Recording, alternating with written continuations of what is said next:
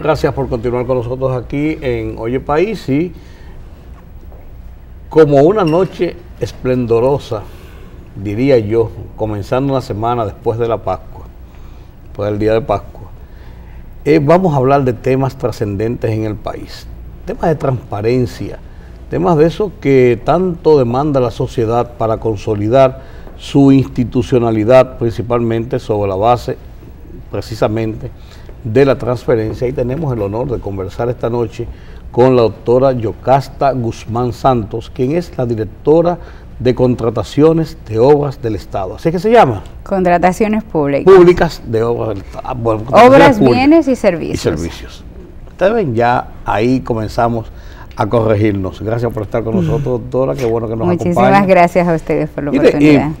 En esta misma silla había estado su antecesor, el doctor Jacín. El doctor Jacín, en varias ocasiones, hablando sobre cómo había sido todo este trayecto de este departamento, que se convirtió en un momento determinante, en un departamento vital, diría yo, sí, para todo el proceso de transparencia e institucionalidad del Estado, que en principio parecía una utopía poder cumplir con todas esas reglamentaciones, como la famosa ley 340, y uno decía, pero Dios mío, ¿pero hasta dónde van a llevar a uno para poder hacer cualquier tipo de negociaciones con el Estado? Sí, pero que ya se ha ido acostumbrando y se ha hecho una norma de costumbre. Y en su experiencia, al tomar las riendas de este departamento complejo, pero además de eso, un poquito quizás tortuosos para alguna gente que le gusta hacer las cosas como le da la gana, como somos los dominicanos. ¿Cuál experiencia encuentra usted y cuáles ha ganado en el tiempo que tiene al frente de esta institución? Bueno, primero muchísimas gracias por la oportunidad de estar con ustedes. Para nosotros lo más importante que encontramos cuando llegamos a la institución es que el tema de las compras y contrataciones públicas anteriormente solamente estaba en la sociedad, en la agenda de la sociedad civil. Y en este proceso electoral, en el pasado proceso electoral, el hoy presidente de la República lo introduce como un tema en la agenda política. Es decir, que ya tiene un componente político importante que para nosotros coloca en otra dimensión el tema de compras y contrataciones. Entonces, cuando el presidente hace sus compromisos, de manera particular en el plan de gobierno, hay promesas y compromisos concretos de temas de compras públicas, del portal transaccional de la IPAC, ¿se acuerda que hay un portal transaccional que tenemos que implementar? Y luego también introduce dos temas de ética y transparencia. Es decir, que eso para nosotros van de la mano prácticamente. Van de la mano. El otro tema importante que a nosotros nos ha tocado llevar es tratar de dimensionar el tema de compras públicas no solamente desde el tema de transparencia y ética, sino de mejora de la calidad del gasto.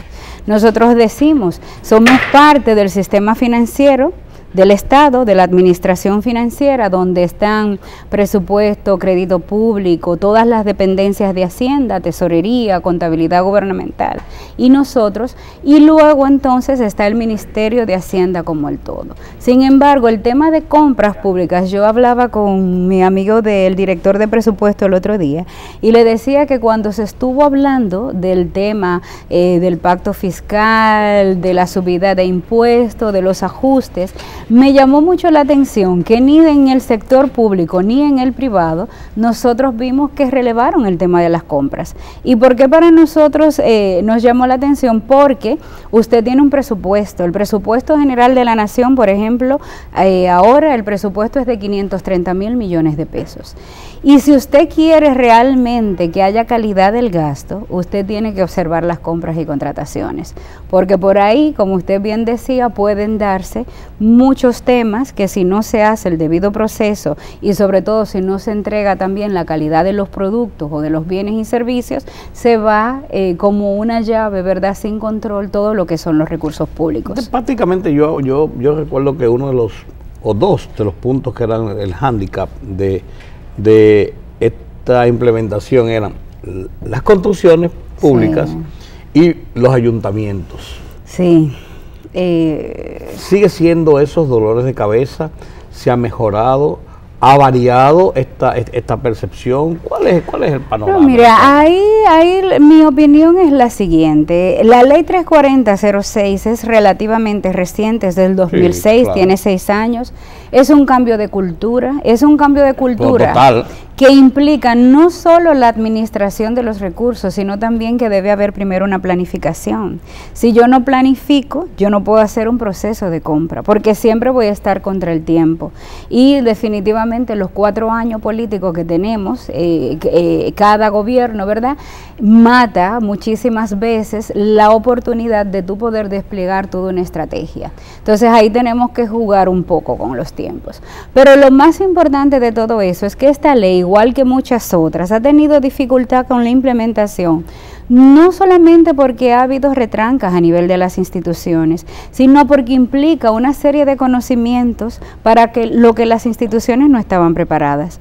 Pero eso no solamente con esta ley, ahí usted encuentra, por ejemplo, la ley que crea el sistema de planificación e inversión pública, la que crea el Ministerio de Hacienda o que convierte finanzas en Hacienda, todo lo que tiene que ver con tesorería, con contabilidad, son un paquete de leyes que implican todo el sistema financiero administrativo, donde como un sistema, si falla algo, lo demás no funciona bien. Entonces, ¿qué mata las compras públicas? Y que se está trabajando mucho en eso, planificación por un lado y por otro lado la asignación del presupuesto. Okay. Si no hay un presupuesto que se asigne en orden, las instituciones no pueden comprar en orden. Pero igual, si usted es proveedor y usted no le pagan, entonces usted no va a querer ser proveedor del Estado, y le da lugar a que entren solamente a ser proveedores lo que tienen compadrazgos o amigos que le permiten recibir el pago. Entonces hay toda una serie de situaciones que hay que mirar junto con lo que es el proceso de compras. Y con relación a eso,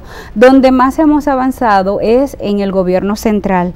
¿Y por qué en el gobierno central? Porque está el sistema de gestión financiera, que es el CIGEF, que lidera Hacienda, y bueno, todos los ministerios de una forma u otra tienen que cargar sus procesos en el CIGEF.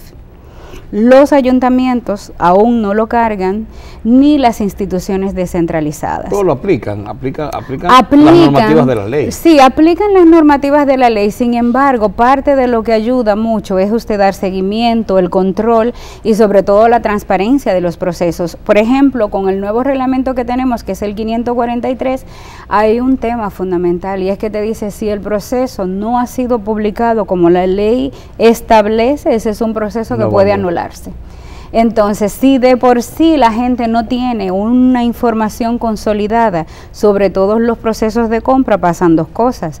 Puede ser proveedor el que se entera por otra fuente que no es lo oficial, y lo otro también que nos pasa es que no está consolidada la información y por tanto yo tengo que invertir demasiado tiempo yendo a cada institución a ver qué está pasando. Sí. Y para nosotros como órgano rector tiene el inconveniente de que nosotros no podemos estar en cada institución.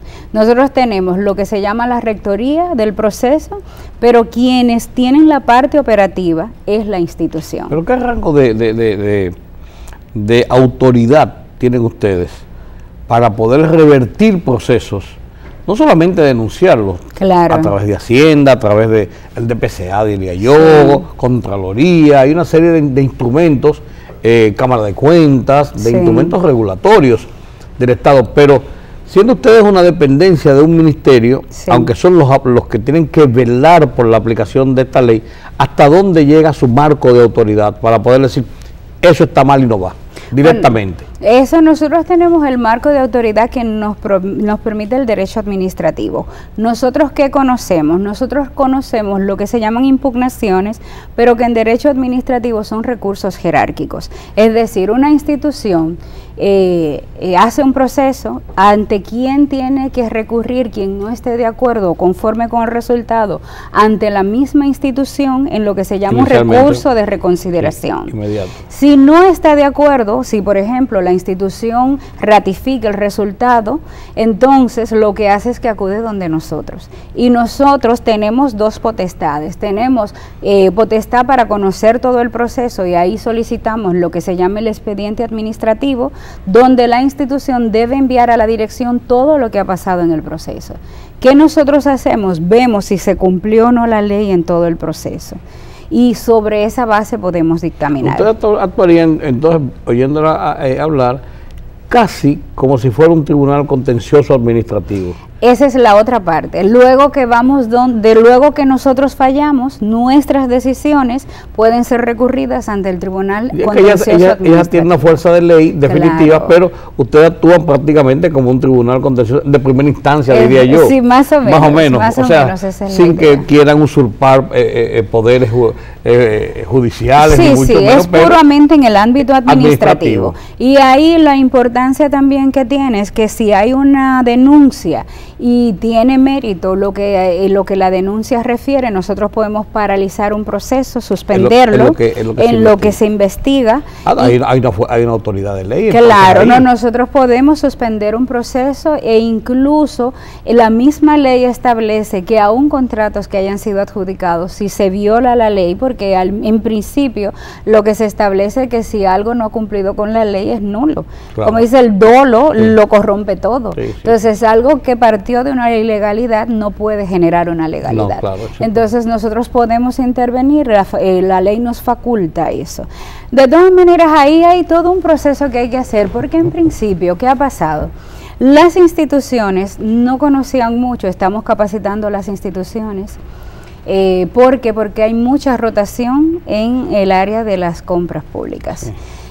Ahí definitivamente estamos yéndonos a un proceso de capacitación y de especialización y también de lograr que ese personal en el que se invierte recursos y que maneja todo el proceso por el que se administran los recursos de una institución tenga el estatus de carrera administrativa. Estamos trabajando con eso y teniendo unas conversaciones con el MAP y algunas propuestas, creando propuestas de unidades de compra en las instituciones con unos perfiles determinados de las personas que deben estar trabajando ahí. Pero mientras ocurre esto en la parte oficial, lógicamente interviene la parte privada. Claro. Porque interactúa en una forma quizás con mucho más poder, por así decirlo, en algunas circunstancias, que la parte oficial, como un proveedor de servicios, claro, o de contratante, o de suministros.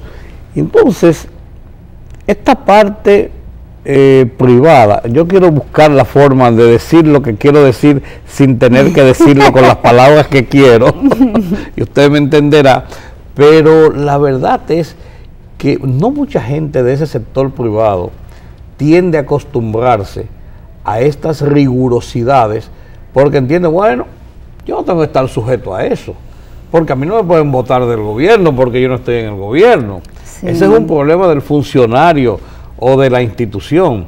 Esos choques a veces no provocan que entonces se creen esos entuertos y traten de violentar esos procedimientos. Yo me supongo que debe haber mucho de eso. Mire, hay mucho de todo, como dice, hay mucho de todo en las viñas del Señor. Ahora, que nosotros hemos encontrado cuando llegamos a la dirección, gente que quiere ser proveedor del Estado que anteriormente no tenía oportunidad de serlo.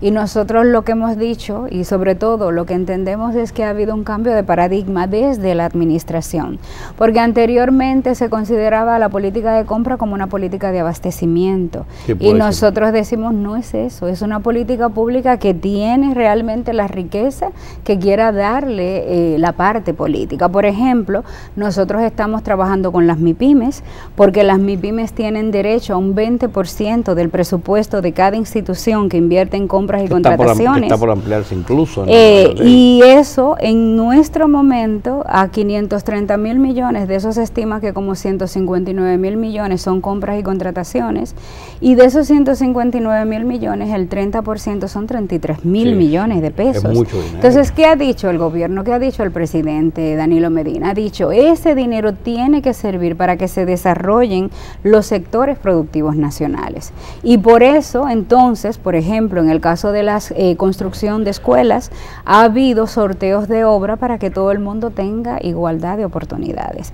Porque normalmente, ¿qué es lo que se establece? Se establecen unas especificaciones técnicas que se deben corresponder con la obra, bien o servicio que usted va a suplir.